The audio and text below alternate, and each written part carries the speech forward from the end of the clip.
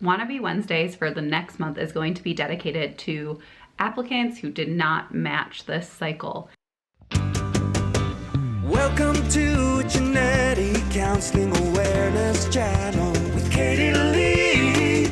All the best resources you'll ever need at Genetic Counseling Awareness Channel. Hi everyone, it's me, Katie Lee, CGC, and welcome back to my channel. Today, I have an interview to share with you with a genetic counseling student named Rebecca. First of all, congratulations if you matched. If you didn't match, my next 4 Wannabe Wednesdays are for you. Over the next 4 weeks, I'm going to be interviewing 4 different women who did not match the first time, maybe even the second time, that they applied to genetic counseling graduate school. 2 of the women stuck with it until they got into school, and 2 of the women changed career paths.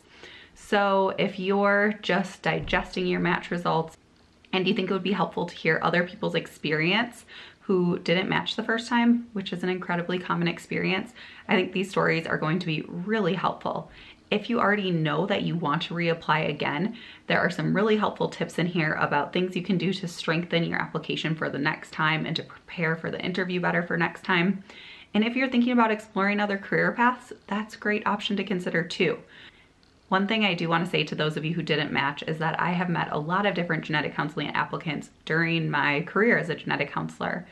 And I have met plenty who did not get into school and who I knew very closely and thought they were incredible, very well qualified applicants who I personally knew would succeed at school and succeed with a career in genetic counseling.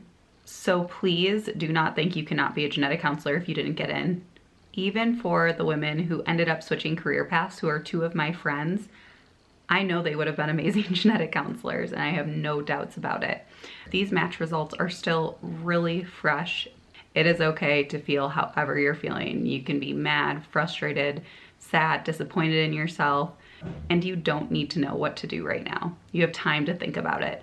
And it's also possible to explore options of reapplying and different career paths at the same time. I hope these stories over the next couple of weeks are helpful as you start processing your results, and I hope they make you realize that you are not at all alone. If you plan to stick with genetic counseling, you will be among many others who had to apply 2 or 3 or even 4 times to get into school. And I personally don't have a doubt in the world that if you've put in the time to prepare as a good candidate and done the work, then you probably could be an amazing genetic counselor. There just aren't enough slots for everyone every single year, and I truly believe that. But without further ado, let me introduce you to our guest this week. Her name is Rebecca, and she's a genetic counseling student at Kane University.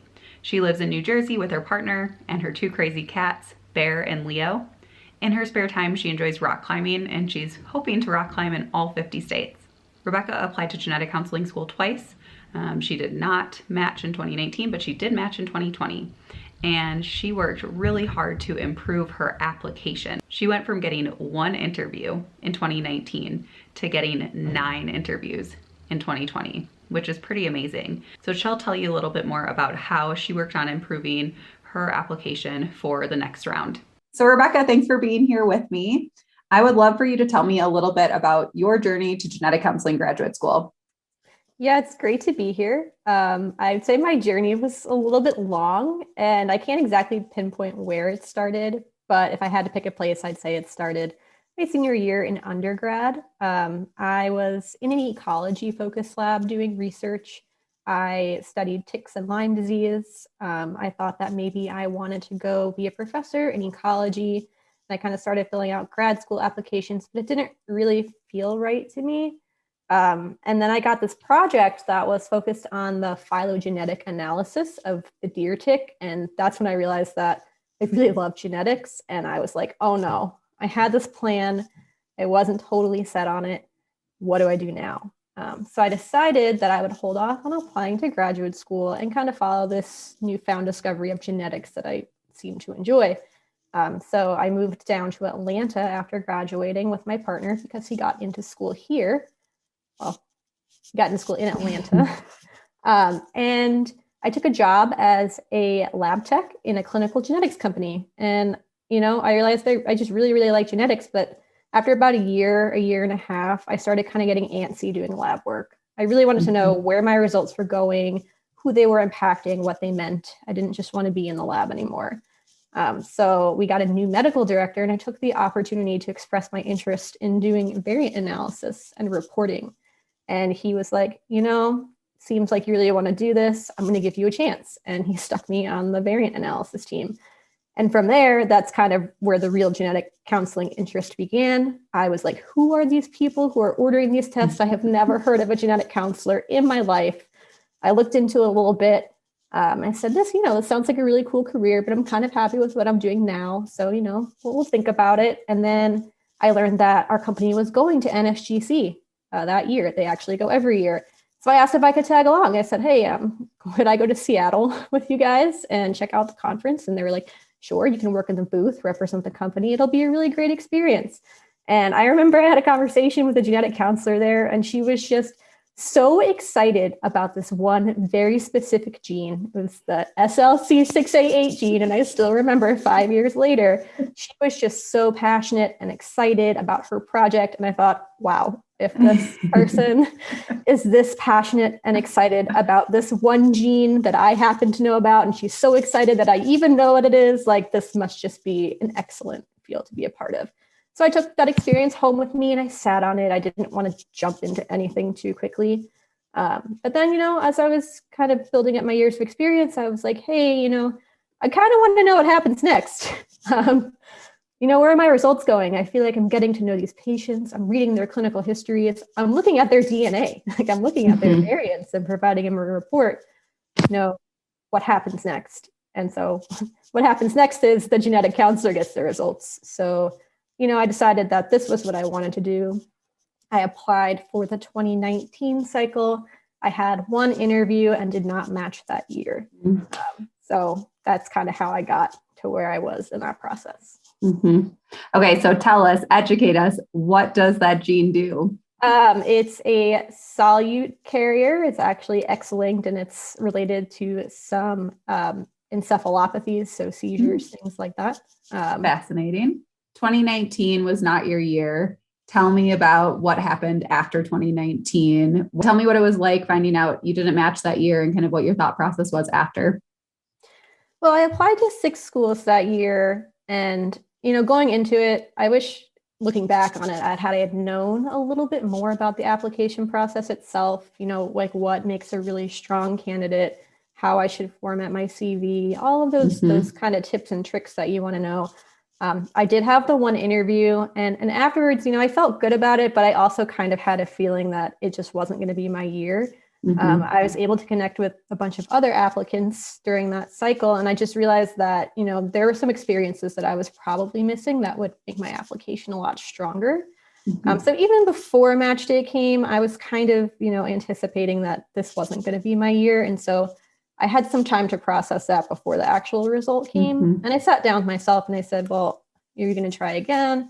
What are you going to do? Like lay it all out on the line, So I thought about, well, what else do I want to do? And I was like, well, I'm already doing what I want to do. And this is an extension of what I want to do. And I can't think of anything else that I want to do aside from extend what I'm already doing. So for me, it was a pretty quick conversation with myself. We're doing it. We're going again. And so I kind of made it my mission between cycles that I was just going to do everything in my power to improve my application. I was going to learn how this process worked. I was going to get feedback from every school I could possibly get feedback from, talk to students, GCs, applicants. I was going to figure this out. Like there was no going back. I had to get it. No stopping you. No stopping. Okay, good. Well, tell me about that feedback. Did you end up hearing back from all of the schools, including, the ones that you didn't end up getting invites to interview with? And did you find the feedback useful? So I was able to get feedback from 5 out of the 6 programs. The one that I interviewed with, they had very specific instructions to set up that interview feedback. And then the other ones, I kind of just emailed the people I had been in touch with. 3 of them got back to me on my first email. And then, I hadn't heard from 2 of them. And I was like, all right, I'll try again. I emailed both of them again. And I heard back from another one that try. And then I tried one last time for the 3rd school about a month later, but I just had never heard from them. So at that point, And then I would encourage people to reach out more than once. I mean, not like, necessarily a week later or something, but if it's been a month or a month and a half, it's possible that your email either went to the wrong box or kind of got lost in the process. And, there's no harm in reaching out again. I actually, for the second program where I asked twice, I reached out to a different email address, and that's how I got feedback. You can also call them. I did not do that personally, but I know others who have. That's good advice. Yeah. Yeah. So what did you hear back? Yeah, I actually found my feedback from the schools that I did not interview with to be more helpful for my overall application. Because since I had only had the one interview, I kind of figured that my application could use a little bit of sprucing up. And so they were very invested in just, letting me know how they viewed my application, what I could improve on, what I could do. So what I basically did was I took notes on their feedback and I tried to kind of pull the common themes together, because there would be feedback that I would get that was kind of one-off to a program that none of the other programs really corroborated. And then I'd, look at that and say, that's probably not a priority. But all of the programs said, most of our applicants, they have some kind of crisis counseling experience, and you don't have that experience. So that could be something that's valuable. Most of them said, we have absolutely, are positive that what a laboratory genetic counselor does, but we would really love if you could get some clinical exposure, whether that be interviews, shadowing, anything like that.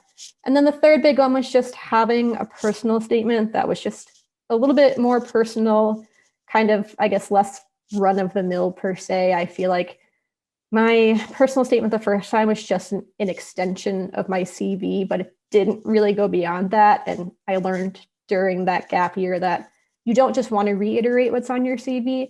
You really want to tell them something new about those experiences. So if you can read an item in your personal statement, that's a full sentence, and you can also read it on your CV, it probably doesn't need to be a full sentence in your personal statement. So I, when I redid my personal statement, I did that. I read through every single line and I said, don't need that. Don't need that. What else can I say that shows who I am, why I'm passionate about what I do? So that's great advice. I had that same problem with my personal statement, and I gave it to one of my professors to read, who was like pretty invested in the process. And he was like, I already know all of this about you. This is not even a personal statement. I was like, wait, what? I've been working on this for weeks. This is a personal statement. And I had to redo it from scratch, kind of similar way that you said, of just going at it from a whole different approach. It shouldn't be a summary of your CV at all. It should really be a deeper dive into something unique and a little bit more focused. Yeah. And I tried to I tried to move away from what do I think schools want to see in my personal statement, and I moved into what do I want to talk about. I remember I had 2 topics I was pretty torn between basing my personal statement around, and one of them was a personal story about my family's health, and one of them was about rock climbing and my advocacy work with rock climbers. And I was like, I really want to talk about rock climbing. If anyone ever asked me about this in an interview, this is the easiest thing for me to talk about. I love it. So I decided to go with it. And that ended up being an absolutely fabulous decision, because pretty much every interviewer was like, I've never heard of this before. This sounds really cool. Please tell me more about it. Yeah, I'm curious. Exactly. And that's the whole goal of personal statements. You want to reel them in, not bore them to death, talking about the same old thing. Okay. Well, what else did you do? You talked a lot about just improving your overall application, rewriting that personal statement. Did you end up doing some crisis counseling in the year before you reapplied? I did. I kind of had the sense that I needed that before match day came. So that was actually the one thing I initiated before the first match day. I got the application ready. I was ready. Oh, you really were button. Ready. I was ready to hit the submit button as soon as that email came, just to confirm that, it wasn't going to be my year. And so as soon as I found out I didn't match, I turned that application in and I was up and running in May of that year. So it can be challenging when you think about that there's only 6 months really between match day and resubmitting opening again. And so I really wanted to make sure that I had time at least to accrue enough meaningful hours as a crisis counselor that I could talk about it in my personal statement and interviews. But everything else, the shadowing, the redoing the personal statement, I waited until after match day and kind of created a plan to get all of that done over the summer. I also had to retake the GRE, but it was because it had expired. Oh, okay. just since you were a little bit mentally prepared for potentially not matching and you had a bit of a heads up that maybe your application wasn't as complete or, as thorough as it could be. So tell me how you mentally coped with not matching, telling friends and family or your partner you didn't match, and what that was like for you. I think the hardest part is telling like your recommenders and people who have really supported you throughout the process that you didn't match.